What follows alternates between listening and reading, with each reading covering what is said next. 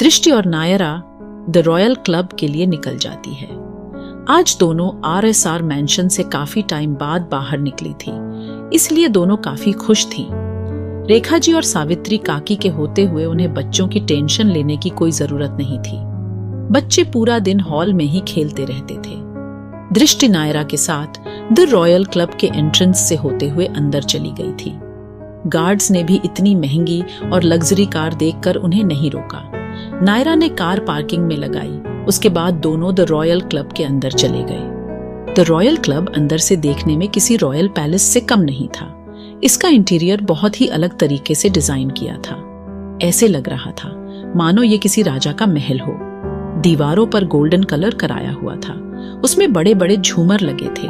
वो club RSR group की ही property थी। नायरा ने रिसेप्शन पर जाकर ऑडिशन के बारे में पूछा तो रिसेप्शनिस्ट ने उसे बड़े प्यार से हॉल का रास्ता बता दिया। दृष्टि और नायरा ने बहुत ही सिंपल कपड़े पहने हुए थे, जो देखने में कुछ खास नहीं लगते थे, पर थे वो कपड़े एक ही फैशन के।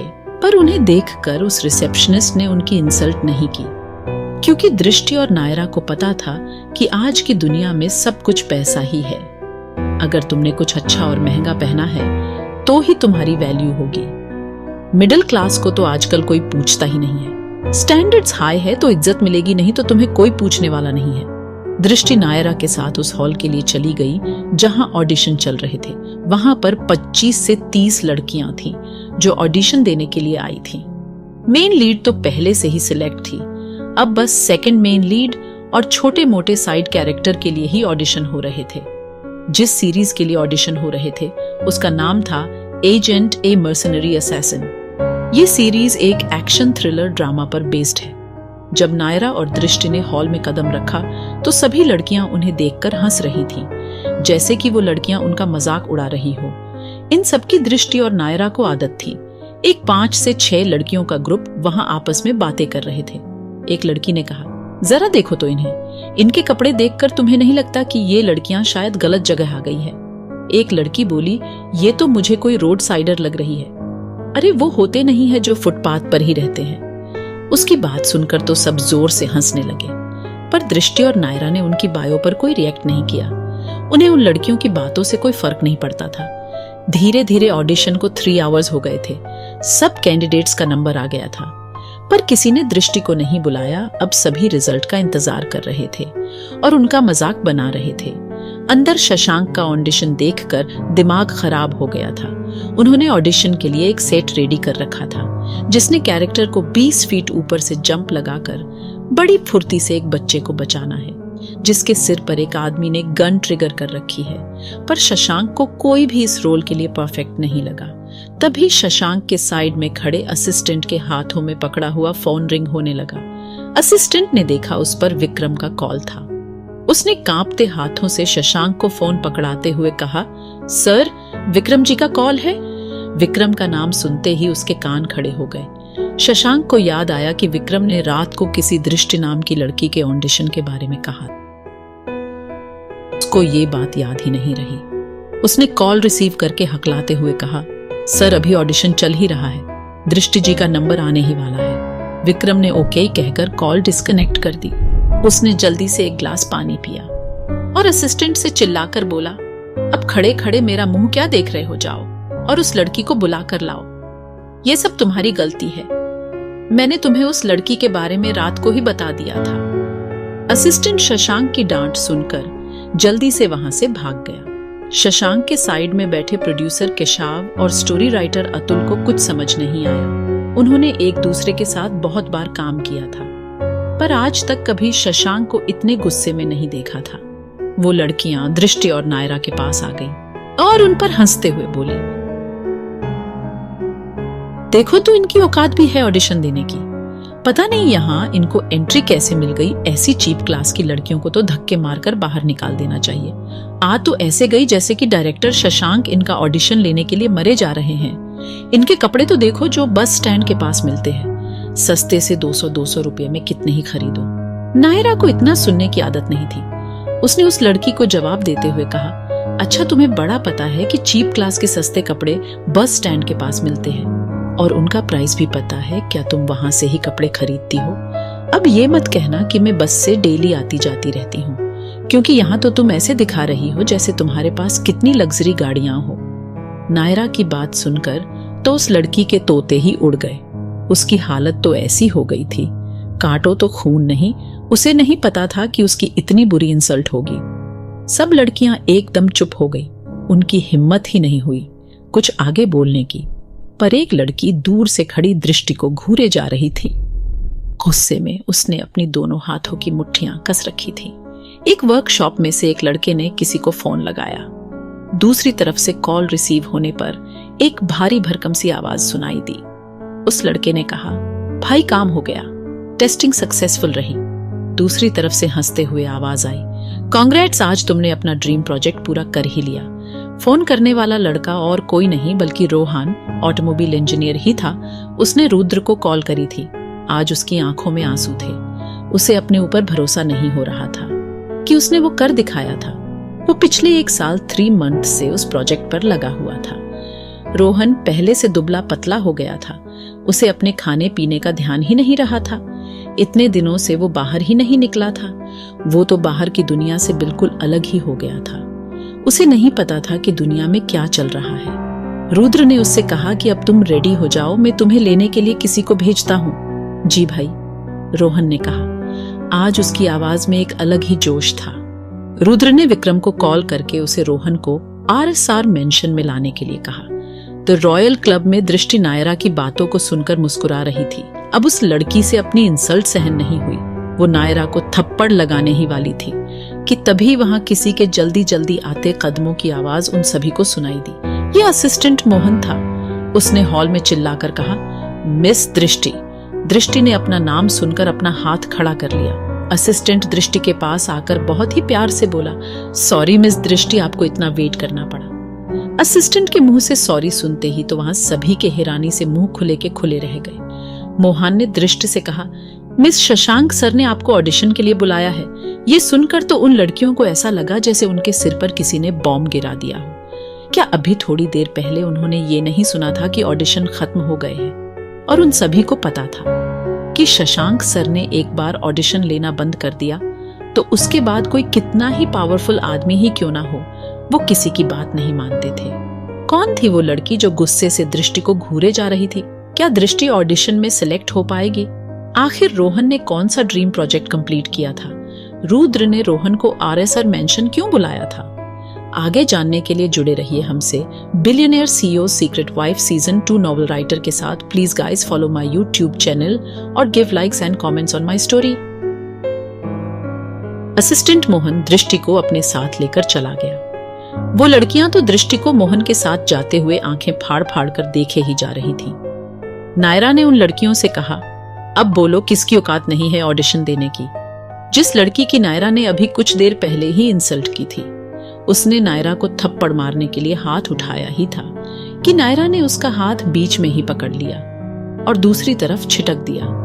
उस लड़की ने नायरा से कहा, अनपढ़ गवार लड़की, मैं तुम्हें बाद में देखती हूँ। तुम्हें पता नहीं है मेरा बॉयफ्रेंड कौन है। अच्छा कौन है, जरा हमें भी तो पता चले। उस लड़की ने कहा, वो AK फैशन फ्यूजन में सेल्स मैनेजर की पोस्ट पर है। वो महीने के 2 लाख रुपए कमाता है। अच्छा जी, क्या नाम है उसका? उस लड़की ने कहा, अचल। नायरा ने कहा, ये कैसा नाम है अचल? वही दृष्टि ऑडिशन के लिए पहुंच गई थी। शशांक को अप्रोच लगवाने वाले लोग बिल्कुल पसंद नहीं थे। उसकी नजरों में तो दृष्टि उन्हीं लड़कियों में से एक थी। वैसे तो दृष्टि का सिंपल लुक ही शशांक को अपनी तरफ अटेंशन दिलाने के लिए काफी था। उसका ब्राइट फेस, बिल्कुल हल्का सा मेकअप और परफेक्ट फिगर। उनकी स्क्रिप्ट के हिसाब से उन्हें ऐसी ही लड़की की तलाश थी। प्रोड्यूसर केशव और अतुल तो दृष्टि के लुक को देखकर ही इम्प्रेस हो गए थे, पर शशांक के मन में अब भी अप्रोच वाली बात ही चल रही थी। कुछ ही देर में असिस्टेंट मोहन ने दृष्टि को उसका रोल समझा दिया था। एक 60 फीट का बॉडीगार्ड बच्चे को लेकर वहां आ गया। उसके हाथ में डमी गन थी। वो भी ये रोल बार बार करके थक चुका था। असिस्टेंट ने कहा, मैडम क्या आप रेडी है? तभी दृष्टि ने कुछ कहने के लिए इशारा किया। असिस्टेंट में माइक ले जाकर दृष्टि को दे दिया। माइक मिलते ही दृष्टि ने सबसे पहले तो उन सभी को बड़े विनम्र भाव से ग्रीट किया, पर शशांक को तो ये बस उन्हें इम्प्रेस करने के लिए एक स्टंट ही लग रहा था, जिससे वो और नाराज हो गया। उसने नाराज होते हुए कहा, तुम्हें कुछ और कहना है या हम ऑडिशन स्टार्ट करें? हम फालतू की बात सुनने के लिए यहाँ नहीं बैठे हैं, समझ आया तुम्हें? केशव और अतुल को तो शशांक का बिहेवियर समझ ही नहीं आ रहा था। तभी दृष्टि ने सिर झुकाकर कहा कि क्या मैं ये सीन रियल में कर सकती हूँ? उन सभी को दृष्टि की बात समझ में नहीं आई। दृष्टि ने आगे कहा, सीन ये ही होगा, बस मैं चाहती हूँ कि बच्चे और इन्हें सेफ्टी गार्ड पहना दें। मुझे इस रोल में बच्चे को बचाना है, उस चक्कर में कहीं इन्हें कोई इंजरी ना हो जाए। दृष्टि की बात सुनकर गार्ड हंसने लगा। शशांक भी मन ही मन सोच रहा था कि इस लड़की ने ये क्या बेवकूफी लगा रखी है। वहीं केशव और अतुल को उसकी बातों में काफी इंटरेस्ट आ रहा था। इससे पहले तो वो बोर ही हो रहे थे। गार्ड ने कहा, सर मुझे सेफ्टी इक्विपमेंट की कोई जरूरत नहीं है। अगर मुझे चोट लगती भी है तो उसके लिए मैं किसी को ब्लेम नहीं करूंगा। तभी दृष्टि ने कहा, सर अगर ये सेफ्टी इक्विपमेंट पहन लेंगे तो मैं अपना 100% दे पाऊंगी। दृष्टि की बात सुनकर अतुल ने गार्ड्स को सेफ्टी इक्विपमेंट पहनकर आने को कहा। दूसरी तरफ विक्रम रोहन को आरएसआर मैंशन ले आया था। वो शरीर से कमजोर लग रहा था। जैसे ही उसने रुद्र को देखा तो वह जल्दी से भागकर रुद्र के गले लग गया। आज उसका ड्रीम प्रोजेक्ट कंप्लीट हो गया था। उसकी आंखों में खुशी के आंसू थे। रुद्र ने उसे डांटते हुए कहा, ये क्या हाल बना रखा है अपना? उसकी दाढ़ी बढ़ी हुई थी, बाल भी काफी लंबे हो गए थे। रुद्र ने कहा, पहले इसका मेक ओवर कराओ और तुम मुझे प्रॉमिस करो कि आज के बाद टाइम पर खाना खाओगे। रोहन ने प्रॉमिस किया। कुछ देर बाद ही विक्रम उसका मेक ओवर कराकर रुद्र के सामने ले आया था। अब वो हैंडसम लग रहा था। रुद्र ने उसे रेखा जी से मिलाया और कहा, माँ अब तुम्हारे 4 बेटे हैं। रेखा जी ने प्यार से उसके सिर पर हाथ फेरा और उससे कहा, बेटा तुम्हारा नाम क्या है? तुम तो बड़े हैंडसम लग रहे हो। इतना प्यार देखकर रोहन की आंखों से आंसू छलक आए। रेखा जी ने उसके आंसू पोंछते हुए कहा, बेटा तुम रो क्यों रहे हो? रोहन ने रोते हुए कहा, मुझे आज तक किसी ने इतना प्यार किया ही नहीं। आज तक मैंने गालियों के अलावा अपनी तारीफ में कुछ सुना ही नहीं है। आज पहली बार मुझे माँ के प्यार का एहसास हुआ है। उसकी बातें सुनकर रेखा जी ने कहा, अगर आगे से तुम्हें कोई गाली दे या कोई भला बुरा कहे तो तुम अपनी माँ या अपने बड़े भाइयों को बताना। मैं देखती हूँ मेरे बेटे को कौन कुछ कहता है। इतना सुनते ही तो वो रेखा जी के गले लगकर रोने लगा। विक्रम और रुद्र उसकी हालत को समझ रहे थे। रेखा जी ने कहा, अब तुम ऐसे ही रोते रहोगे तो माँ परेशान हो जाएंगी। क्या तुम अपनी माँ को परेशान करना चाहते हो? उसने रेखा जी के गले से हटकर जल्दी से अपने आंसू पोंछे और रेखा जी से कहा, माँ अब मैं कभी आपको परेशान नहीं करूंगा। रुद्र ने कहा, और माँ ये खाना भी टाइम पर नहीं खाता है। रेखा जी ने उसके कान पकड़कर कहा, ये रुद्र जो कह रहा है क्या वो सच है? रोहन ने हाँ में सिर हिलाते हुए कहा, माँ अब मैं आगे से हमेशा टाइम पर खाना खाऊंगा। पहले तो मुझे बचपन से ही ये आदत थी, कभी एक टाइम खाना मिला कभी नहीं मिला। कभी कभी 2 दिन तक भी खाना खाने के लिए पैसे नहीं होते थे। पहले कोई देखने वाला ही नहीं था। पर माँ प्रॉमिस, अब मैं आगे से हमेशा टाइम पर खाना खाऊंगा। अब मेरे पास पूरी फैमिली है। वहां पर वो गार्ड और वो बच्चा सेफ्टी इक्विपमेंट पहनकर आ गए थे। दृष्टि ने उससे कहा, अगर मैं तुम्हें हिट करती हूँ तो तुम्हें कोई परेशानी तो नहीं है? वो गार्ड एक तो पहले ही ऑडिशन में एक्टिंग कर करके परेशान हो गया था, ऊपर से दृष्टि ने भी उस गार्ड को इरिटेट कर दिया था। फिर भी उसने दृष्टि का मजाक उड़ाते हुए कहा, तुम छोटी सी बच्ची मुझे क्या हिट कर पाओगी? उसने आगे कहा, तुम अपने शरीर की पूरी ताकत लगाकर मुझे हिट कर सकती हो। दृष्टि ने कहा, नहीं, मैं तो बस अपने शरीर की 5 to 10% स्ट्रेंथ का यूज करूंगी। उसकी बात सुनकर तो गार्ड और परेशान हो गया था, क्योंकि उसे लगा दृष्टि उसकी इंसल्ट कर रही है। शशांक भी अब तो दृष्टि से बहुत इरिटेट हो रहा था। उसे वैसे भी दृष्टि से कोई उम्मीद नहीं थी। उसने दृष्टि के बारे में पहले ही गलत धारणा बना ली थी। गार्ड रेडी हो गया था। उसने लेफ्ट हैंड से बच्चे को पकड़ रखा था और राइट हैंड से गन को उसके सिर पर साइड से लगाया हुआ था। दृष्टि भी 20 फीट ऊपर जाकर स्टेज पर खड़ी हो गई। उसने ऊपर खड़े लड़के से रस्सी की बेल्ट को लगाने से मना कर दिया था।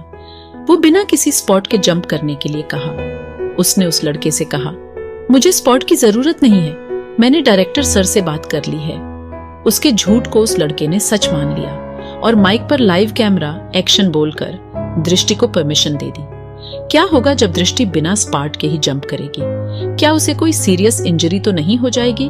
आगे जानने के लिए जुड़े रहिए हमसे billionaire CEO secret wife season 2 novel writer के साथ।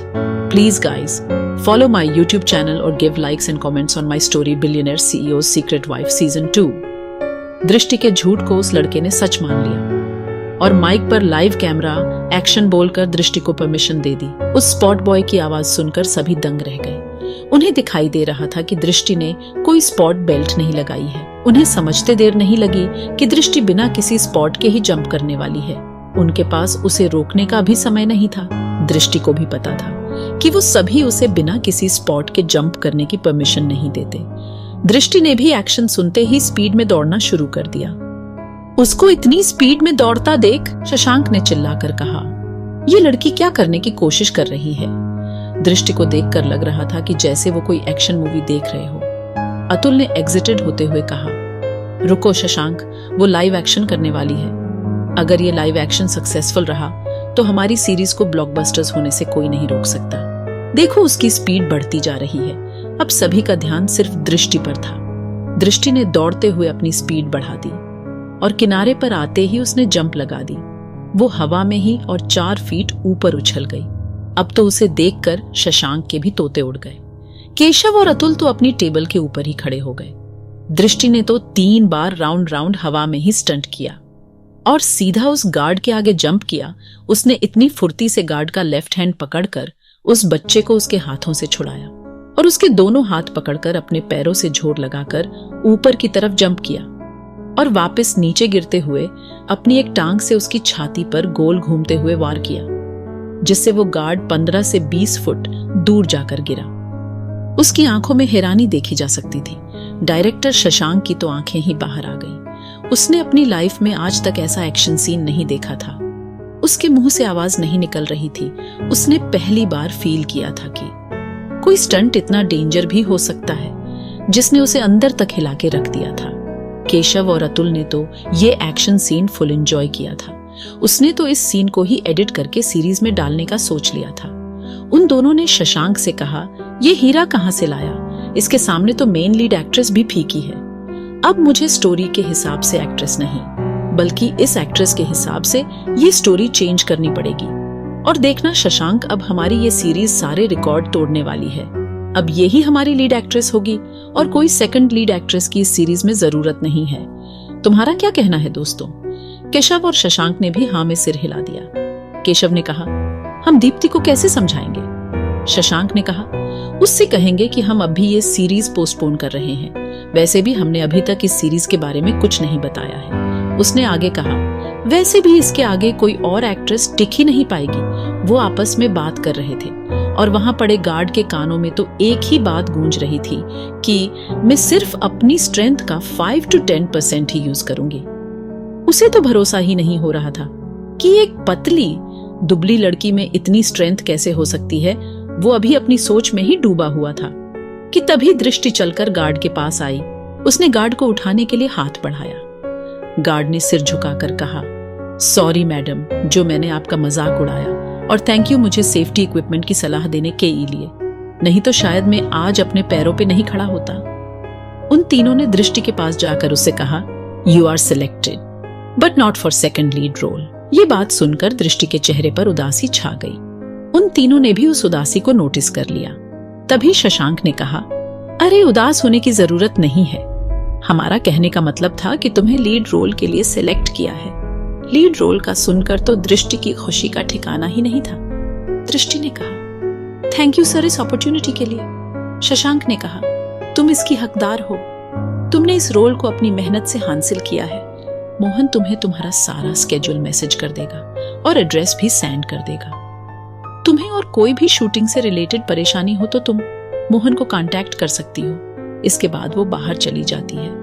बाहर जाते ही वो नायरा से कहती है कि चलो चलते हैं। सभी लड़कियां उन्हें देखकर बात बना रही थी कि देखो, इन्हें तो सबसे पहले रिजेक्ट किया है, तभी तो ये यहाँ से रिजल्ट को सुने बिना ही जा रही है। दृष्टि ने उनकी बातों पर ध्यान नहीं दिया और वहां से निकल गई। दृष्टि ने नायरा को सब कुछ बता दिया जो वहां उसने किया और कैसे उसे लीड रोल के लिए सिलेक्ट किया गया। कुछ देर बाद वो RSR मैंशन पहुंच गए थे। उन दोनों ने सबसे पहले रेखा जी को ये खुशखबरी दी। तभी दृष्टि की नजर रोहन पर पड़ी। उसने रोहन के गाल खींचते हुए कहा।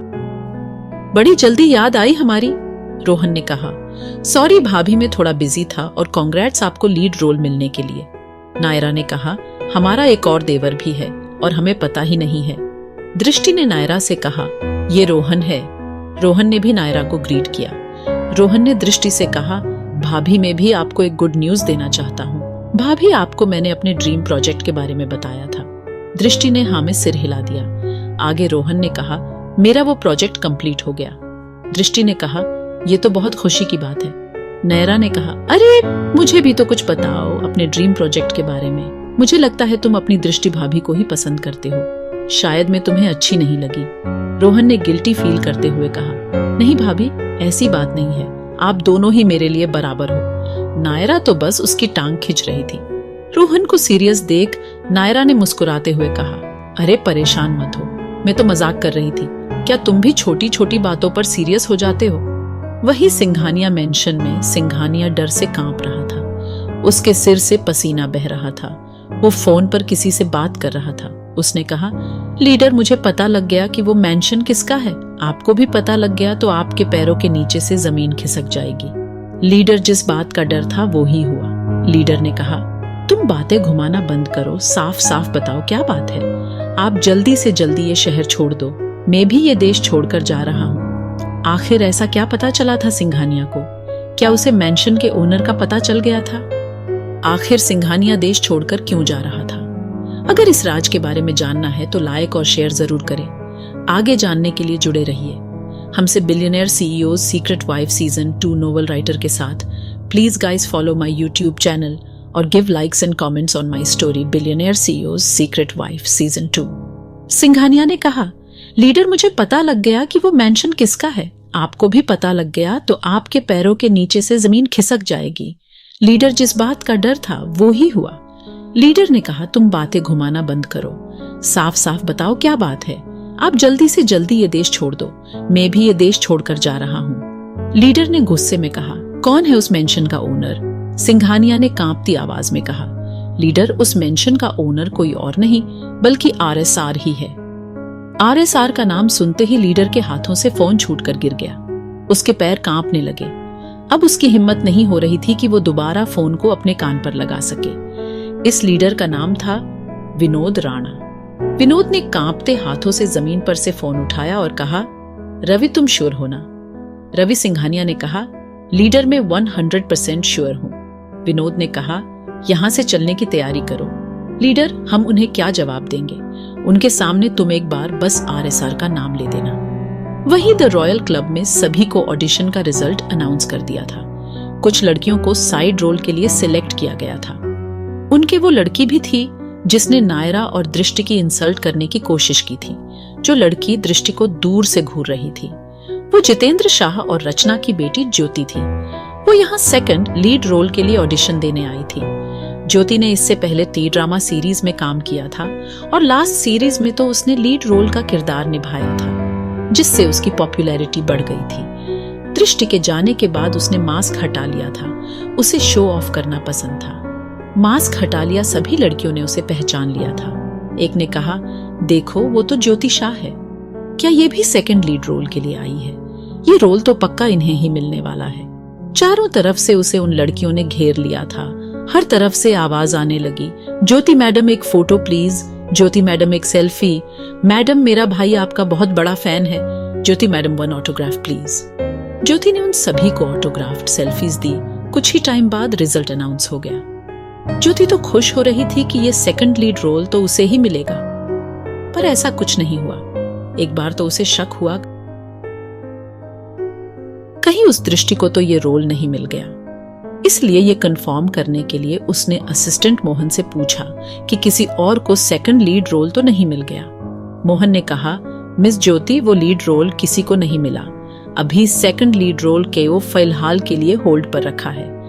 डायरेक्टर उस रोल के ऊपर कुछ डिस्कशन करना चाहते हैं। ज्योति ये जानकर संतुष्ट थी कि वो रोल उस दृष्टि को नहीं मिला था। उसके बाद सभी द रॉयल क्लब से अपने घर के लिए निकल गए। ISR मेंशन में रोहन सभी को अपने प्रोजेक्ट के बारे में बता रहा था। उसने कहा, मैंने रुद्र भाई के लिए एक कार डिजाइन की है। सभी उसकी बात ध्यान से सुन रहे थे। रुद्र और दृष्टि के चेहरे पर मुस्कान थी। तभी शिवम भी वहां आ गया। शिवम को देखकर रोहन ने कहा, ये तो एक्टर शिवम है। अरे तुम भी इन्हें जानते हो? रोहन ने कहा, इन्हें कौन नहीं जानता। तभी रेखा जी ने कहा, ये है मेरा छोटा बेटा शिवम पर। अब तो मेरे सबसे छोटे बेटे तुम हो। अच्छा तुम हो रोहन, मैंने भाई से तुम्हारी बहुत तारीफ सुनी है। चलो अच्छी बात है, तुम रोहन के बारे में जानते हो। नक्श ने शिवम का मजाक उड़ाते हुए कहा। रोहन, ये है तुम्हारे सुपरस्टार और इस घर के किंग। रोहन, तुम्हें पता है जब इनको छींक भी आती थी तो 3-3 नौकर नैपकिन लेकर इनकी सेवा में हाजिर हो जाते थे। इनको पानी चाहिए होता था तो सभी इनके लिए वाटर लेकर खड़े हो जाते थे। किसी पर हॉट वाटर होता तो किसी पर कोल्ड तो हुए ना ये इस घर के किंग। रोहन ने कहा, नक्श भाई सच कहा आपने। अभी शिवम अपनी तारीफ पर खुश हो ही रहा था कि तभी नक्श ने कहा, पर एक छोटी सी बच्ची ने इस किंग को आसमान से जमीन पर लाकर पटक दिया। बेचारे की सर्वेंट से भी बुरी हालत है।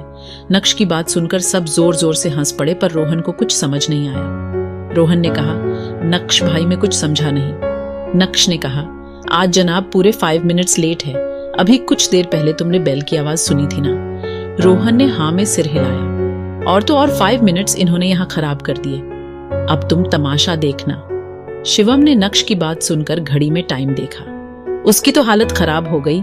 शिवम ने कहा, नक्श तुझे तो मैं बाद में देखता हूँ। जैसे ही वो वहां से जाने को हुआ, वहां पर एक छोटी सी बच्ची अपने छोटे छोटे कदमों से वहां पर आ गई। रोहन तो इतनी छोटी बच्ची को पैरों पर चलता देख हैरान रह गया था। उसने पूछा, क्या बच्चे इतने छोटे से ही चलने लगते हैं? दृष्टि ने कहा, वैसे तो बच्चे 1 साल की उम्र में चलते हैं, पर हमारी देवांशी थोड़ी स्पेशल है। वो अपनी गहरी नीली आंखों से शिवम को घूर रही थी। शिवम ने जल्दी से अपने कान पकड़े और घुटनों के बल बैठ गया। क्यूटी पाई सॉरी, थोड़ा अर्जेंट काम आ गया था। बेबी आगे से टाइम पर आऊंगा। पर क्यूटी पाई शायद अब भी उसकी बातों से कन्विंस नहीं हुई थी। रुद्र, दृष्टि और बाकी सब हमेशा उनके बीच की कॉन्वर्सेशन से हैरान हो जाते थे कि इतनी छोटी बच्ची कैसे बड़ों की बात समझ जाती है। सब उनको देखकर हंस रहे थे। तभी शिवम ने कहा, चलो क्यूटी पाई, आज हम गार्डन में घूमेंगे। ये बात सुनकर देवांशी के चेहरे पर मुस्कान आ गई थी। उसने बड़ी क्यूट सी आवाज में कहा, चाचू। शिवम भी उसके चाचू कहने से बहुत खुश हो जाता था। अब जाकर शिवम की परेशानी दूर हुई थी। रोहन तो इतनी छोटी बच्ची को बोलता देखकर और ज्यादा शौक लग गया था। उसे दृष्टि की बात याद आ जाती है कि देवांशी थोड़ी स्पेशल है। जब जाकर रोहन थोड़ा नॉर्मल होता है, पर देवांश तो दृष्टि के आते ही भागकर उसके पैरों से लिपट जाता था। और वो कभी देवांशी की तरह नखरे भी नहीं दिखाता था। देवांश ऐसे बिहेव करता था जैसे कि वो 6 मंथ्स का नहीं बल्कि 6 साल का बच्चा हो। अब रोहन को पता चला कि नक्श शिवम के बारे में क्या कह रहा था। शिवम उस छोटी बच्ची के सामने ऐसे रिएक्ट करता था जैसे वो उसकी दादी हो। पर यह तो मानने वाली बात थी कि शिवम क्यूटी पाई से प्यार बहुत करता था। तभी रुद्र के फोन की बेल रिंग हुई। रुद्र ने देखा विक्रम का कॉल था। उसने कॉल रिसीव किया। विक्रम ने कहा, बॉस, आरएसआर के लिए एक मिशन आया है। आखिर क्या मिशन दिया गया है आरएसआर को? आगे जानने के लिए जुड़े रहिए हमसे billionaire CEO secret wife season 2 novel writer के साथ। Please guys follow my YouTube channel और give likes and comments on my story billionaire CEO secret wife. Rudra ने पूछा, क्या मिशन है?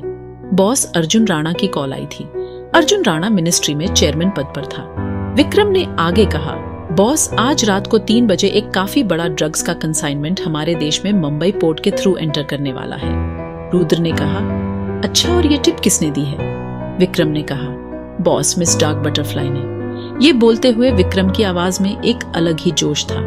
विक्रम उसका बहुत बड़ा फैन था। मैंने तो सुना था कि उसने ये काम छोड़ दिया था। हाँ बॉस, आपने सही सुना था। पर बॉस, वो पिछले 1.5 साल से एक्टिव नहीं थी, तो फिर इतने दिनों बाद वापस आने का क्या कारण है? रुद्र ने कहा। विक्रम बोला, बॉस, उसने एक मैसेज और भेजा था। उसमें लिखा था कि डार्क बटरफ्लाई हमेशा अपने हस्बैंड के साथ है। बॉस, इस मैसेज का मतलब किसी को समझ नहीं आया। पर बॉस, पता नहीं कौन है वो खुशनसीब जिसकी शादी द डार्क बटरफ्लाई से हुई है। ये मैसेज सुनकर रुद्र के चेहरे पर एक बड़ी सी मुस्कान आ गई। रुद्र ने कहा, घर आ जाओ, फिर इस मैटर पर बात करते हैं। आज रुद्र बहुत खुश था। दृष्टि ने पहली बार उसे अपना सीक्रेट बताने की पहल की थी। उसे पता था कि रुद्र ये मैसेज पढ़ते ही समझ जाएगा कि वो क्या कहना चाहती है। रुद्र अभी बाहर गार्डन में ही था। 10 मिनट्स बाद विक्रम भी उसके पास आ गया। विक्रम ने कहा, क्या हुआ बॉस? रुद्र ने पूछा, आज ऑफिस की मीटिंग का क्या रहा? Boss, deal done. Paper work complete होते ही अगले वीक से कंस्ट्रक्शन वर्क स्टार्ट हो जाएगा। रुद्र ने कहा, मुझे डार्क बटरफ्लाई का पता चल गया है। विक्रम ने कहा, क्या बॉस वर्ल्ड की सबसे बेस्ट हैकर जिसे आज तक कोई तलाश नहीं कर पाया, उसको आपने ढूंढ लिया, पर कैसे? रुद्र ने कहा, उसने खुद मुझे बताया। बॉस, आप सच कह रहे हो? क्या उसका कॉल आया था? बॉस, कौन है वो? अच्छा, वो मैसेज रिपीट करना तो। बॉस, उसने कहा था वो हमेशा अपने हस्बैंड के साथ है। विक्रम ने कहा, और बॉस, वो पिछले 1.5 साल से गायब है। रुद्र ने कहा, ये दोनों इंसिडेंट तुम्हें किसी के साथ मैच होते दिख रहे हैं? विक्रम ने दिमाग पर जोर डाला। कोई आरएसआर के लिए ये मैसेज क्यों छोड़ेगा? तभी उसके दिमाग की बत्ती जली। क्या कहा था उसने अपने हस्बैंड के साथ है, मतलब आरएसआर के साथ? ये दिमाग में आते ही तो उसके तोते उड़ गए। इसका मतलब दृष्टि भाभी ही द डार्क बटरफ्लाई है। ओ माय गॉड, हाँ, वही पिछले 1.5 साल से अपनी फैमिली में बिजी थी। बॉस, जिसे ढूंढा गली गली, वो हमारे घर में मिली। रुद्र ने विक्रम से कहा, पहले मिशन की तैयारी करो और ये बात किसी को भी नहीं पता चलनी चाहिए। विक्रम ने हाँ में सिर हिला दिया। रुद्र ने कहा, हम 9 बजे यहाँ से निकल रहे हैं। उसके बाद वो दोनों अंदर चले गए। हॉल में शिवम ने रोहन से पूछा, वैसे क्या खास है तुम्हारे ड्रीम प्रोजेक्ट में? शिवम को ऐसी चीजों में बहुत इंटरेस्ट था। उसी समय रुद्र और विक्रम भी वहां आ गए। नायरा ने शौर्य को विक्रम के हाथों में पकड़ा दिया। रोहन ने कहा, मैंने एक कार डिजाइन की है। वो 400 किलोमीटर पर हॉर्स स्पीड में भी ऑटोमेटिक ड्राइव सिस्टम से चल सकती है। वो एक बुलेट प्रूफ कार है। किसी भी तरह का एक्सप्लोसिव का इस कार पर कुछ असर नहीं होगा, क्योंकि मैंने इस कार को बनाने के लिए एक्सप्लोसिव वेव को अब्सॉर्ब करने वाले मेटल का यूज किया है, जो उस एक्सप्लोसिव के असर को बिल्कुल खत्म कर देगा। अगर कोई इस कार पर हमला भी करता है तो इसके मोशन सेंसर्स अपने आप एक्टिव हो जाते हैं, और जिस तरफ से फायरिंग होती है उस तरफ से कार से भी अपने आप फायरिंग स्टार्ट हो जाती है। कार का डिस्क्रिप्शन सुनकर तो सभी के होश ही उड़ गए थे। रुद्र ने रोहन से कहा, मैं आज ही इस कार को टेस्टिंग के लिए ले जाना चाहता हूँ और तुम भी मेरे साथ चल रहे हो। रोहन ने ओके भाई कहकर हाँ में सिर हिला दिया। शिवम ने रोहन से कहा, तुमने ये कार मेरे लिए डिजाइन की है ना? रोहन ने कहा, सॉरी शिवम भाई, ये रुद्र भाई के लिए थी। रोहन की बात सुनकर नक्श स्माइल करने लगा, जिससे शिवम चिढ़ गया, पर नक्श को इस बात से कोई फर्क नहीं पड़ता था। रात के 8 बजे के बाद रुद्र ने दृष्टि को किस किया और कहा, ओके बाय मेरी डार्क बटरफ्लाई। ये सुनकर दृष्टि के चेहरे पर एक बड़ी सी मुस्कान आ गई। रोहन तथा विक्रम के साथ रुद्र वहां से निकल गया। जब वर्कशॉप में जाकर रुद्र ने उस रेड चमकदार कार को देखा तो बस उसे देखता ही रह गया। उसने नहीं सोचा था कि ऐसी स्पोर्ट्स कार भी बना सकता था। उसने बैठने के लिए 4 शीट्स मौजूद थी। रुद्र ने आज बहुत दिनों बाद आज कार की ड्राइव शीट पर बैठा था। रोहन को रुद्र के साइड में बैठना पड़ा, क्योंकि उसे कार के सभी फंक्शन का पता था। रुद्र ने कार स्टार्ट की और वहां से निकल गया। रुद्र ने कार को मुंबई हाईवे पर चलाना शुरू किया। कार की डीजल की कैन फुल थी। अब कार ने कुछ ही सेकंड में 400 की स्पीड को पार कर दिया था। रोहन और विक्रम ने सीट बेल्ट लगा ली थी।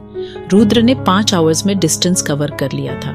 रोहन को नहीं पता था कि रुद्र की ड्राइविंग इतनी अच्छी होगी। रुद्र 2 बजे पोर्ट पर पहुंच गया था।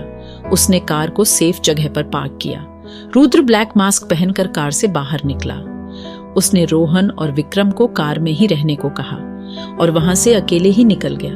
वो पोर्ट के अंदर जाकर एक सेफ जगह पर खड़ा हो गया था। कुछ देर बाद वहां 10 से 12 गाड़ियां आकर रुकी। सभी कार्स लग्जरी थीं। एक आदमी ब्लैक सूट पहने बीच वाली कार से उतरा। उसके साथ 40 पर्सनल बॉडीगार्ड्स थे। 3 बजने में 10 मिनट्स ही बाकी थे। तभी उसके फोन पर एक मैसेज पॉपअप की वॉइस आई। रुद्र ने देखा, मैसेज द डार्क बटरफ्लाई का था। ये कंसाइनमेंट तुम्हें गुमराह करने के लिए है। यहाँ कुछ बहुत बड़ा होने वाला है। उन्हें पता था कि आरएसआर उनके काम में परेशानी खड़ी कर सकता है। 4 बजे यहाँ से 300 लड़कियां कंटेनर्स में डालकर दूसरे देश में भेजी जाएंगी, जो इन लोगों ने शहर से अगवा करी थी। इन कंटेनर्स में कोई हमारा अपना भी है। इसमें मिनिस्ट्री का एक आदमी भी शामिल है। इस मैसेज में लड़कियों की सप्लाई के बारे में सुनकर ही रुद्र का गुस्सा अपनी चरम सीमा पर पहुंच गया था। वो लड़कियों पर किसी भी तरह का अत्याचार बर्दाश्त नहीं कर सकता था। वो मैसेज जल्दी में पढ़ रहा था। उसे मैसेज की लास्ट लाइन कुछ समझ नहीं आई। फिर रुद्र ने लास्ट 2 लाइंस को दोबारा ध्यान से पढ़ा। इन कंटेनर्स में कोई हमारा अपना भी है। इसमें मिनिस्ट्री का एक आदमी भी शामिल है। ये पढ़कर तो रुद्र का पूरा शरीर ही कांप गया। आज तक किसी ने उसकी फैमिली की तरफ नजर तक उठाकर नहीं देखा था और आज उसे पता चला कि इस कंसाइनमेंट में उसका कोई अपना भी है। अब बहुत हुआ चूहे बिल्ली का खेल। रुद्र ने विक्रम से कॉल करके कहा, जितनी जल्दी हो सके मुझे अपने आदमी इस पोर्ट पर चाहिए। विक्रम को रुद्र की वॉइस टोन से पता लग गया था कि रुद्र बहुत गुस्से में है। आज तो इस गैंग को आरएसआर के गुस्से से शायद ही कोई बचा पाए। आज इस शहर पर आरएसआर का कहर बरसेगा। क्या रुद्र इन सभी लड़कियों को बचा पाएगा? क्या रुद्र के कहर का सामना ये गैंग कर पाएगा? आखिर कंटेनर में आरएसआर की फैमिली का कौन सा सदस्य था? आगे जानने के लिए जुड़े रहिए हमसे billionaire CEOs secret wife season 2 novel writer के साथ। Please guys follow my YouTube channel Nitesh novel writer और give likes and comments on my story billionaire CEOs secret wife season 2।